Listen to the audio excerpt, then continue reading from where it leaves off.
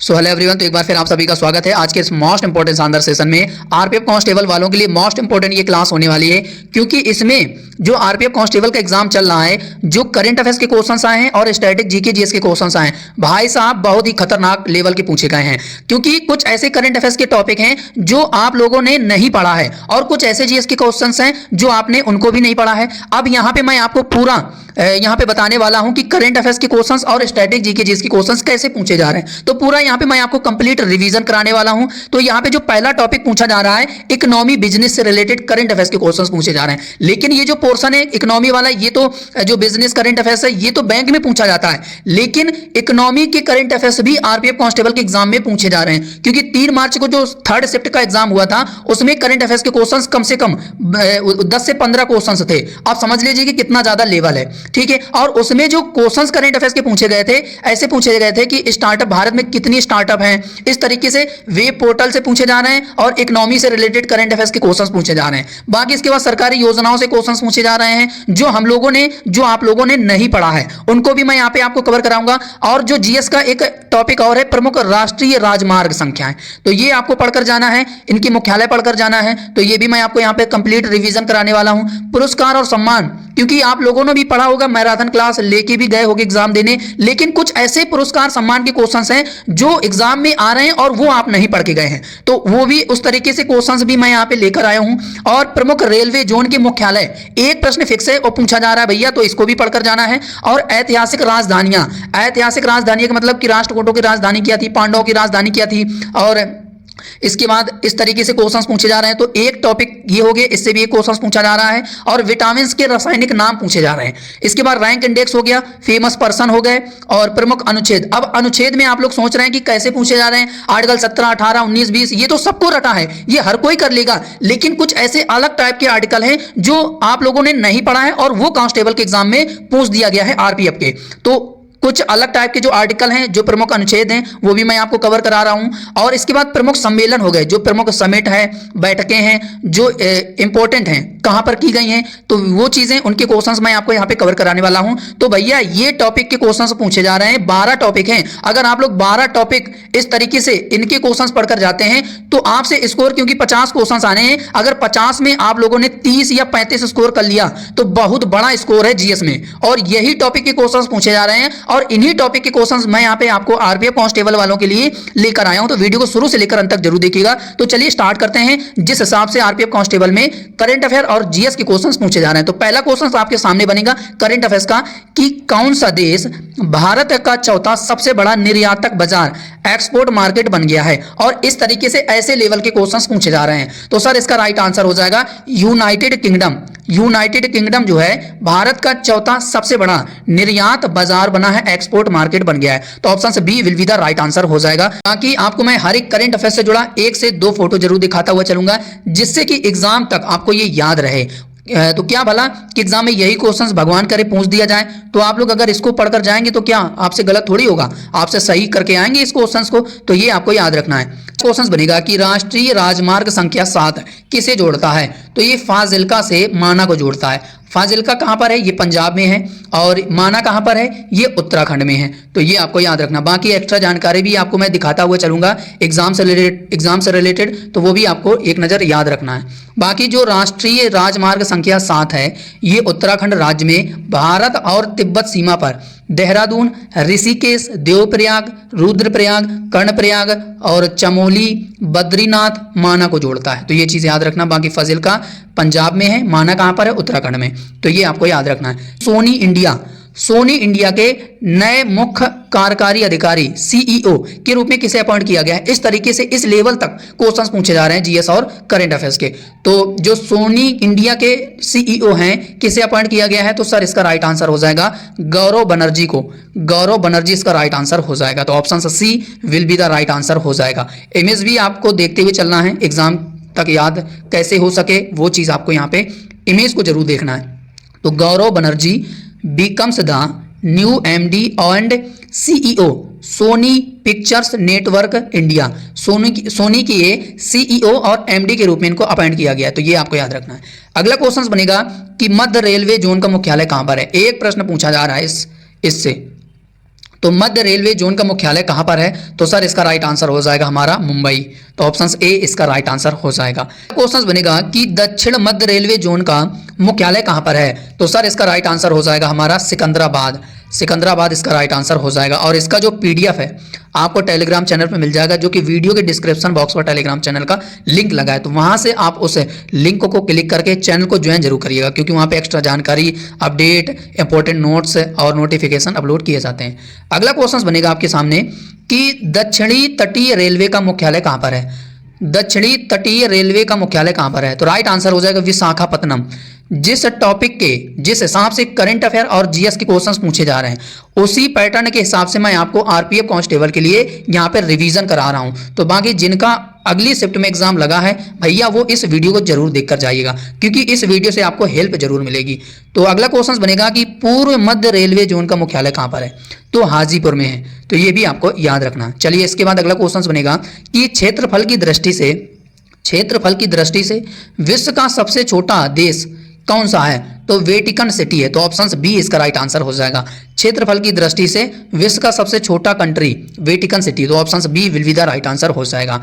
अगला क्वेश्चन बनेगा कि 38वीं समानांतर रेखा डैश को जोड़ती है, किसको किसको जोड़ती है? तो सर इसका राइट आंसर हो जाएगा उत्तर कोरिया और दक्षिण कोरिया को जोड़ती है। तो ऑप्शन बी इसका राइट आंसर हो जाएगा। जो 38वीं समानांतर रेखा है वो उत्तर कोरिया और दक्षिण कोरिया को जोड़ती है। तो ये एग्जाम के लिए इंपॉर्टेंट है, ये वेरी इंपॉर्टेंट है आरपीएफ कांस्टेबल के लिए। तो ये याद रखना है, ध्यान में रखना। तो ऑप्शन बी इसका राइट आंसर हो जाएगा।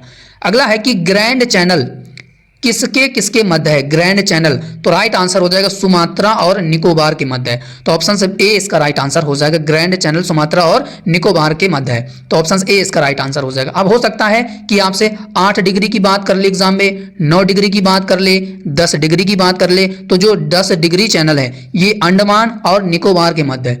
जो 9 डिग्री चैनल है भैया ये लक्षद्वीप और मिनिकॉय के बीच है। और 8 डिग्री चैनल ये मालदीव और मिनिकॉय के बीच है। तो ये भी चैनल हैं जो इंपॉर्टेंट है एग्जाम के लिए बनेंगे, तो ये याद रखना है।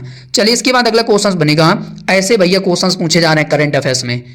तो क्वेश्चन बनेगा कि भारत के बाजार पंजीकरण ने कितने ट्रिलियन का आंकड़ा पार कर लिया गया है? तो कितने ट्रिलियन का आंकड़ा पार कर लिया है भारत के बाजार पंजीकरण ने? तो अच्छा क्वेश्चन है। और अच्छा क्या, वो ऐसे अटपटे क्वेश्चन एग्जाम में पूछे जाते हैं करंट अफेयर्स के, कुछ ऐसे क्वेश्चंस। तो राइट आंसर हो जाएगा 5 ट्रिलियन डॉलर। 5 ट्रिलियन डॉलर पार कर लिया है आंकड़ा भारत का बाजार पंजीकरण ने। तो ऑप्शन है डी इसका राइट आंसर हो जाएगा। चलिए यहाँ पे आप इमेज भी देखते हुए चलेंगे तो क्वेश्चन आपको याद रहेगा। तो यहाँ पे आप इमेज देखते हुए चलना है। बाजार, शेयर बाजार ने रचा इतिहास, मार्केट कैप है 5 ट्रिलियन डॉलर पार। तो ये आपको याद रखना है।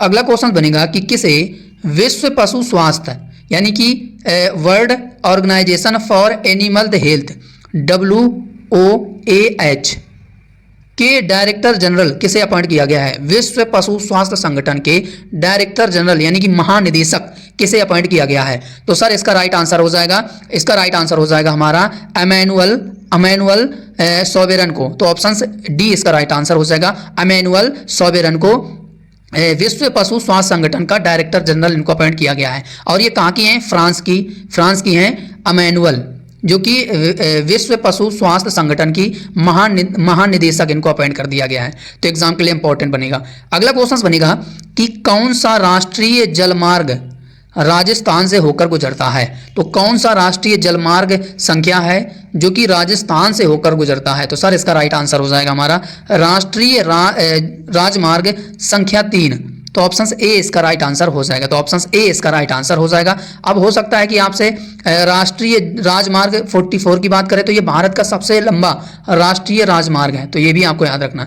अब राष्ट्रीय राजमार्ग 2 की बात करें, संख्या 2 की बात करें राष्ट्रीय राजमार्ग की, तो यह भारत का एक प्रमुख राष्ट्रीय राजमार्ग था जो दिल्ली, हरियाणा, उत्तर प्रदेश, बिहार, झारखंड और पश्चिम बंगाल राज्यों को जोड़ता है। राजमार्ग संख्या 2, तो ये आपको याद रखना। अब राजमार्ग संख्या 3 की बात करें तो ये उत्तर प्रदेश, राजस्थान, मध्य प्रदेश, महाराष्ट्र राज्यों से होकर गुजरता है। अब राष्ट्रीय राजमार्ग संख्या 4 की बात करें तो ये 10 से अधिक आबादी वाले शहरों को जोड़ता है, जिनमें से 4 इंपॉर्टेंट हैं, यानी कि मुंबई, पुणे, बेंगलोर, चेन्नई को जोड़ता है, और महाराष्ट्र, कर्नाटक और तमिलनाडु राज्यों से होकर गुजरता है। तो ये आपको याद रखना है। चलिए इसके बाद अगला क्वेश्चन बनेगा कि रुधिर परिसंचरण की खोज, रुधिर परिसंचरण की खोज किसने की थी?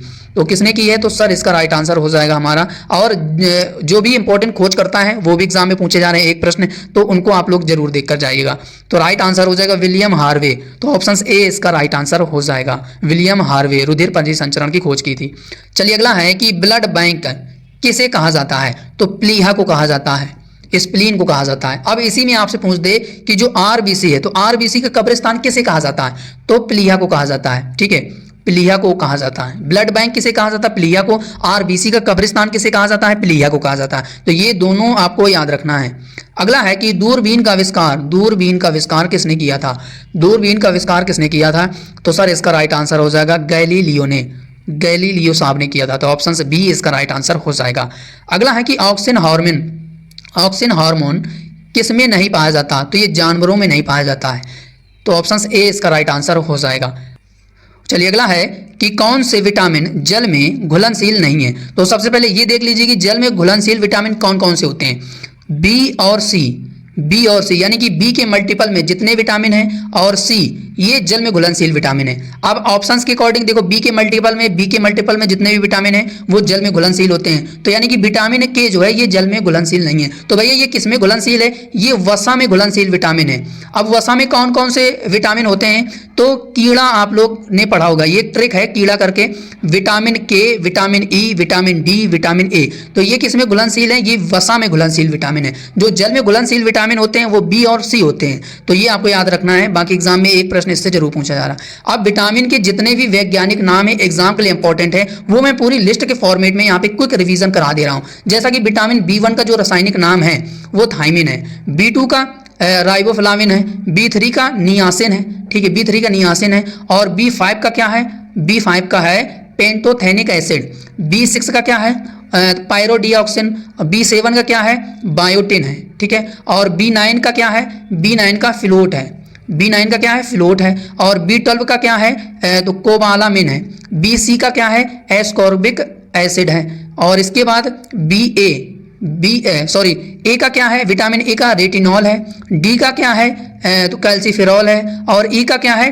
टोकोफेरॉल है। तो ये सभी जो विटामिन के वैज्ञानिक नाम हैं ये आपको एक नज़र रिवीजन करना है, क्योंकि इससे एक प्रश्न फिक्स है जो एग्जाम में आ रहा है। तो कुछ तो ऐसे क्वेश्चंस होंगे जो आपको याद आ जाएगा, रिवीजन आपने किया होगा, सरल होंगे तो वो आपको याद आ जाएंगे। लेकिन जो ये वाले क्वेश्चंस हैं करंट अफेयर्स के, ये आपको तैयार करना है, क्योंकि करंट अफेयर्स एक ऐसा पोर्शन है कि एग्जाम में कहीं से भी क्वेश्चंस पूछ लिया जाता है। तो क्वेश्चंस बनेगा कि एशियाई विकास bank, Asian development bank ADB ने वर्ष 2023 में भारत को कितने बिलियन डॉलर का ऋण प्रदान किया है? वेरी इंपॉर्टेंट क्वेश्चन है। और ऐसे क्वेश्चंस आरपीएफ के एग्जाम में पूछे गए हैं पिछले शिफ्ट में, अभी तक जो भी एग्जाम हुआ है आरपीएफ का। तो एडीबी बैंक ने वर्ष 2023 में भारत को कितने बिलियन डॉलर का ऋण प्रदान किया है? मोस्ट इंपॉर्टेंट क्वेश्चन है एग्जाम के लिए। तो सर इसका राइट आंसर हो जाएगा हमारा 2.6 बिलियन डॉलर, 2.6 बिलियन डॉलर का ऋण प्रदान किया है भारत को वर्ष 2023 में एशियन डेवलपमेंट बैंक ने। तो ऑप्शन बी इसका will be the right answer हो जाएगा। तो आप इमेज भी देखते हुए चलेंगे तो आपसे हो सकता है कि एग्जाम में ये क्वेश्चन आए तो आपसे ये गलत ना हो। ठीक है, तो इस तरीके से आपको याद रखना है। और करेंट अफेयर्स जो है किस किस महीने का पूछ रहा है, कितने साल का पूछ रहा है, या कितने मंथ का पूछ रहा है, तो कम से कम भैया आपको एक साल का पढ़ना पड़ेगा। एक साल का करंट अफेयर्स पूछा जा रहा है। कोई अगर आप लोग सोचो तो 2-3 महीने का पढ़कर जाएं तो फंस जाएगा, तो बिल्कुल नहीं फंसेगा। क्योंकि फरवरी के भी कुछ क्वेश्चंस देखने को मिला है आरपीएफ कांस्टेबल में, और तो जुलाई का भी देखने को मिला है, अगस्त के भी आए हैं, जुलाई के भी आए हैं। ठीक है, और नवंबर को भी आए हैं, नवंबर के करंट अफेयर्स आए हैं दिसंबर तक। यानी कि आपको जनवरी 2024 से लेकर दिसंबर 2024 तक पूरा आपको एक साल का पढ़ना पड़ेगा, और एग्जाम में आता ही आता है, क्योंकि करंट अफेयर्स पता नहीं कहाँ से क्या पूछ दे। अगला है कि कौन संयुक्त राष्ट्र में भारतीय राजदूत बनने वाली पहली महिला रिटायर हुई हैं, सेवानिवृत्त हुई हैं? तो सर इसका राइट आंसर हो जाएगा हमारा रुचिरा कंबोज। रुचिरा कंबोज जो हैं ये संयुक्त राष्ट्र में भारत की ये पहली राजदूत महिला हैं जो कि रिटायर्ड हुई हैं। तो ऑप्शन से डी इसका राइट आंसर हो जाएगा। तो आप यहाँ पे इनका फोटो भी देख लीजिए, ये हैं रुचिरा कंबोज। और रुचिरा कंबोज जो कि यूएन में भारत की पहली महिला स्थायी प्रतिनिधित्व हुई, रिटायर। तो ये एग्जाम के लिए इंपॉर्टेंट है, चर्चा में एक क्वेश्चन। अगला है कि किसे गुजरात के दीनदयाल पोर्ट ट्रस्ट का अध्यक्ष अपॉइंट किया गया है।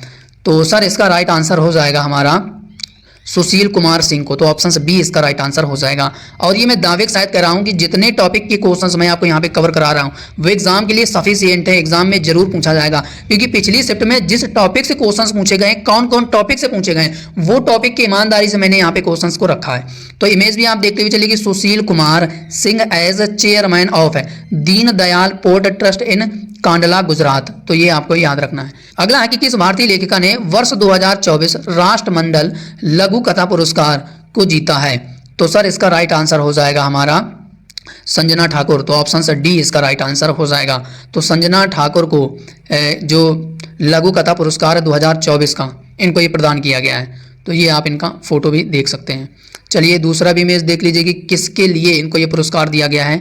तो इनको ऐश्वर्या राय स्टोरी के लिए इनको ये पुरस्कार दिया गया है। ठीक है। Indian writer Sanjana Thakur was awarded the 2024 commonwealth short story prize for her story. Aishwarya Rai के लिए इनको ये प्रदान किया गया है। चलिए अगला क्वेश्चन पूछा जा रहा है कि देवराय द्वितीय, देवराय सेकंड किस वंश से संबंधित हैं। तो देवराय द्वितीय किस वंश से संबंधित है। तो इस तरीके से भी क्वेश्चंस पूछे जा रहे हैं। तो राइट आंसर हो जाएगा संगम वंश। तो ऑप्शन ए इसका राइट आंसर हो जाएगा। चलिए अगला है कि आर्टिकल 143 का संबंध किससे है। तो राष्ट्रपति जो है सुप्रीम कोर्ट से परामर्श ले सकता है इस आर्टिकल के तहत। तो ऑप्शन ए इसका राइट आंसर हो जाएगा। तो ये चीज़ आपको याद रखना है। अगला है कि राष्ट्रपति की क्षमादान शक्ति किस आर्टिकल से संबंधित है। तो सर इसका राइट आंसर हो जाएगा आर्टिकल 72।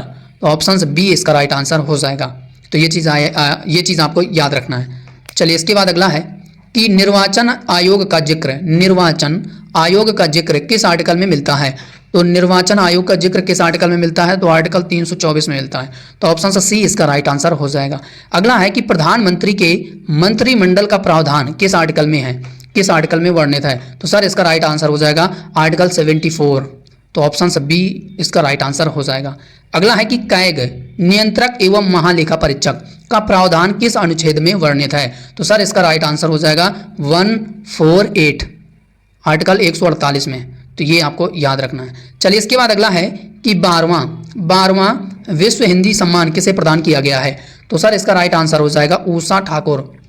तो ऑप्शन बी इसका राइट आंसर हो जाएगा। Doctor Usha Thakur receives prestigious 12th विश्व हिंदी सम्मान इनको प्रदान किया गया है। तो ये इनका आप यहाँ पे फोटो देख पा रहे होंगे इस तरीके से। चलिए इसके बाद अगला है कि किस राज्य को वर्ष 2024 के लिए सर्वश्रेष्ठ कृषि राज्य का पुरस्कार दिया गया है। वेरी इंपॉर्टेंट क्वेश्चन है, देख लेना आरपीएफ कांस्टेबल के लिए।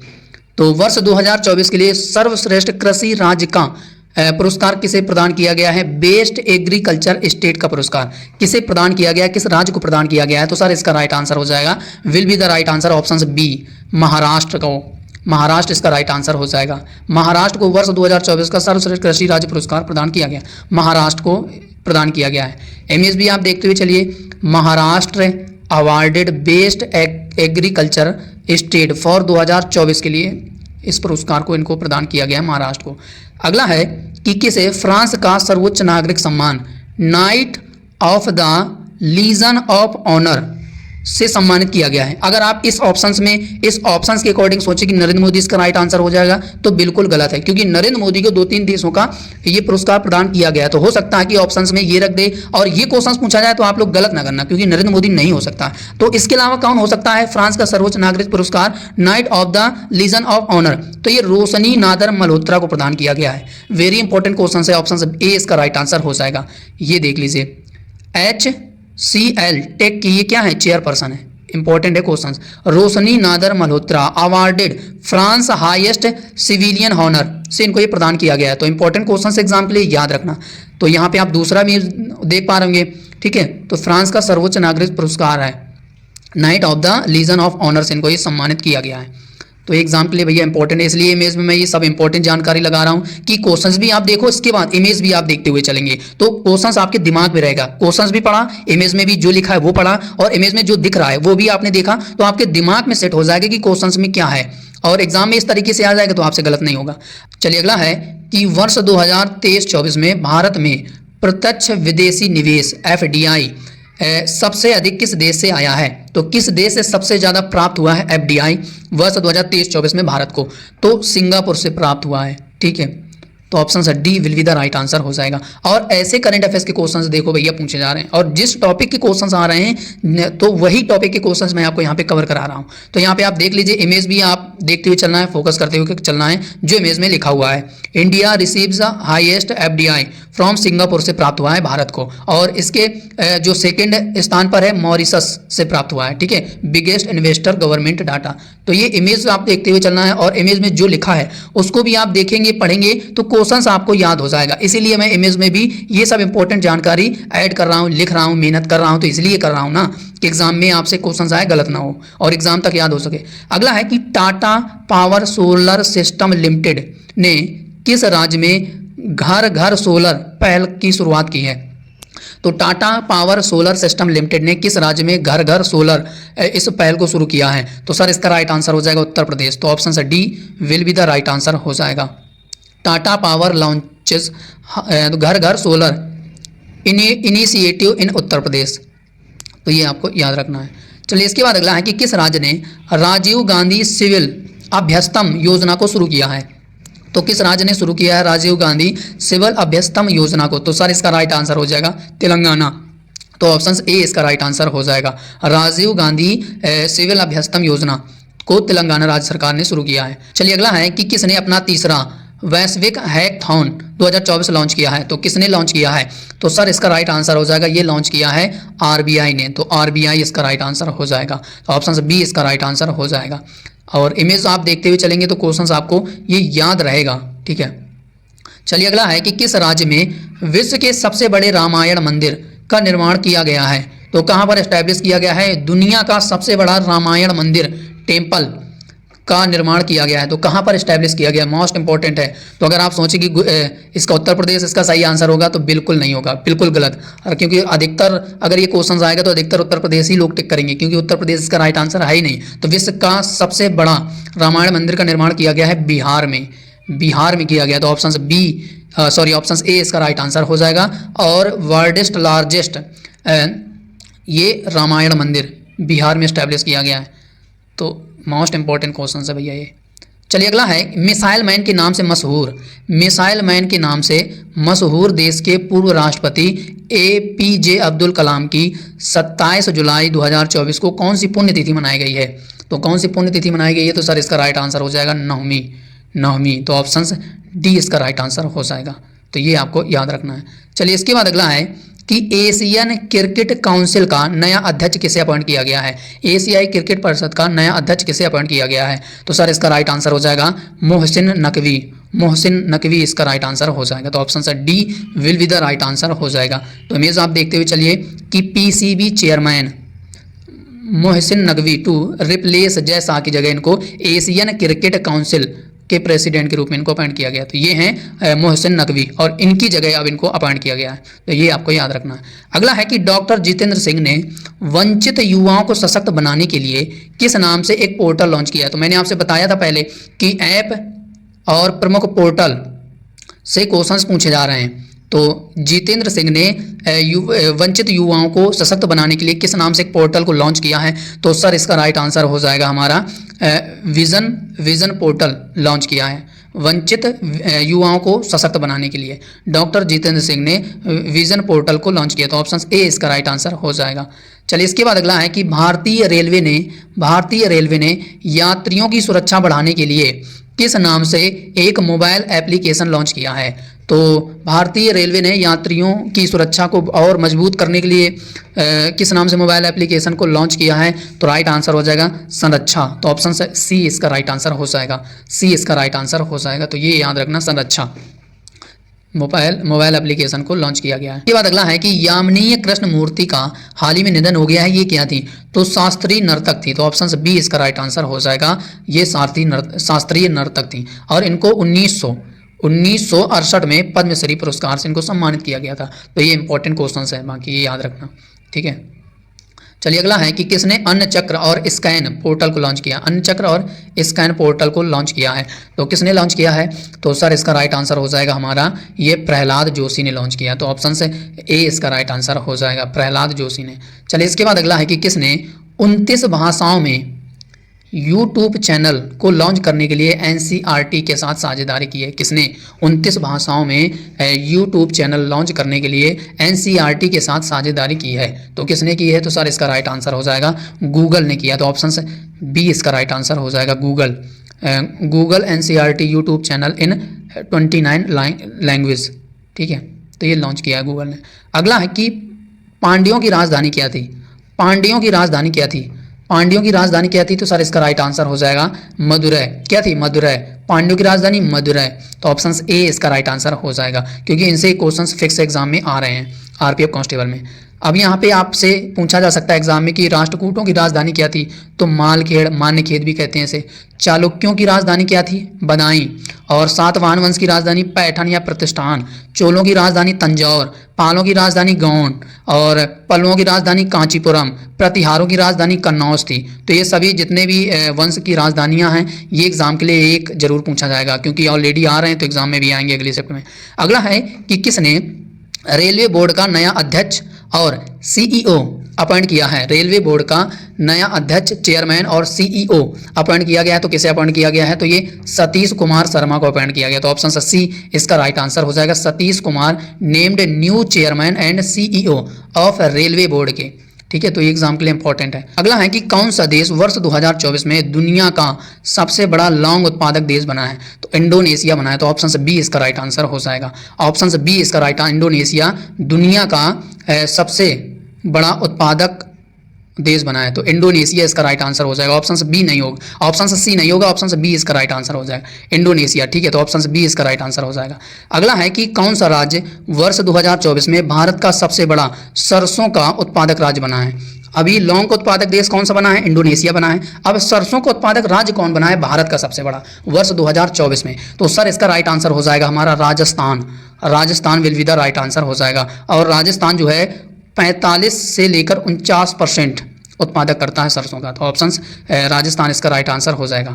इमेज आप देखिए, इमेज आपको इतनी अच्छी दिखा देंगे जिसको देखने में आपको अच्छा भी लगेगा और याद करने में आपको आसानी रहेगी क्वेश्चन। सरसों के उत्पादन में राजस्थान सबसे बड़ा उत्पादक राज्य, 45 से लेकर 49% तक उत्पादक करता है। तो ये चीज़ आपको याद रखना। और मैप में राजस्थान कहाँ है तो आपको मैप भी दिखा दे रहे हैं, ठीक है, जिससे कि आपको ये लगे कि अच्छा है क्वेश्चन। चलिए अगला है कि reserve bank of India RBI का 26वां गवर्नर किसे अपॉइंट किया गया है? क्योंकि ये क्वेश्चन पिछले शिफ्ट में पूछा गया है, 3 तारीख में पूछा गया, 3 मार्च में। तो सर इसका राइट आंसर हो जाएगा हमारा संजय मल्होत्रा। संजय मल्होत्रा इसका राइट आंसर हो जाएगा, 26वें आरबीआई के गवर्नर बने हैं। तो संजय मल्होत्रा इसका राइट आंसर हो जाएगा, ठीक है। तो आप इमेज देखते हुए चलना है। ये हैं संजय मल्होत्रा आरबीआई के 26वें गवर्नर। चलिए अगला है कि पद्म भूषण उस्ताद जाकिर हुसैन का हाल ही में निधन हो गया है। ये क्या बजाते थे? तो सर इसका राइट आंसर हो जाएगा, ये एक महान तबला वादक थे। तो ऑप्शन ए इसका राइट आंसर हो जाएगा। तो ये चीज़ आपको इनका फोटो याद रखना है, जिनका वर्ष 2024 में निधन हो गया है। पद्म विभूषण से नवाजे गए तबला वादक जाकिर हुसैन का निधन।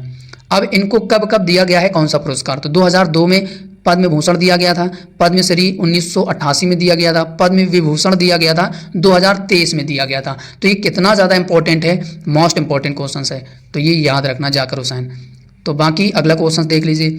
अगला है कि भारत एल्यूमिनियम उत्पादन के मामले में विश्व में किस स्थान पर है?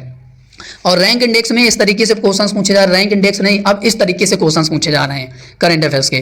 तो भारत एल्यूमिनियम उत्पादन के मामले में विश्व में किस स्थान पर है, किस नंबर तक है? तो राइट आंसर हो जाएगा दूसरे स्थान पर है। तो ऑप्शन बी इसका राइट आंसर हो जाएगा, ठीक है। तो India becomes the second largest aluminium producer in the world, ठीक है। तो ये चीज़ आपको याद रखना है। बाकी एक पॉइंट और लिखा हुआ है कि भारत दुनिया का सबसे बड़ा एल्यूमिनियम उत्पादक और तीसरा सबसे बड़ा चूना उत्पादक और चौथा सबसे बड़ा लौह उत्पादक तो देश है, ठीक है, ये आपको याद रखना है।